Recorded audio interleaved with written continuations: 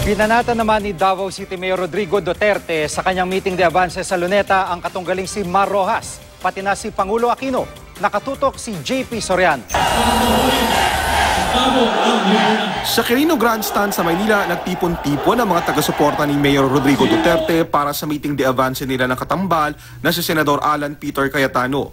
Dito inilantad ng alkalde ang bantaraw sa kanyang buhay. Saan man yung sniper ninyo, go ahead. I would be glad to die for the Filipino. Ngayong gabi na ninyo ako patayin. Kasi pag ako ang nanalo ng kaupo, talagang papatayin ko kayo. Muli ring binanatan ni Duterte ang katunggaling si Mar Rojas at Pangulong Aquino na nagsusulong daw ng pagkakawatak-watak ng mga Pilipino. Para bang sila na lang, as if sila na lang ang partido na that is all that matters in this world. Kasi sabi ko, I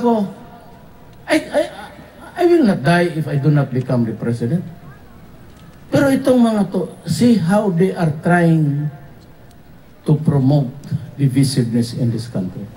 May tirada rin si Duterte sa Pangulo. For the last 40 years, ako prosecutor, vice mayor, mayor, congressman, vice. Kailan pa ako nagnakaw? Tingnan mo yung record mo sa gobyerno mo.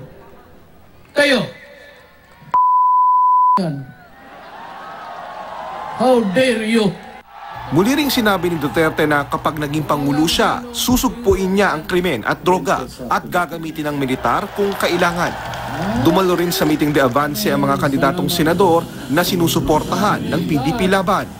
Sa huli, ikinampanya muli ni Duterte si Cayetano na itatalaga raw niyang DFA o DOJ Secretary kung siya ay magiging presidente. JP Soriano, nakatutok 24 oras.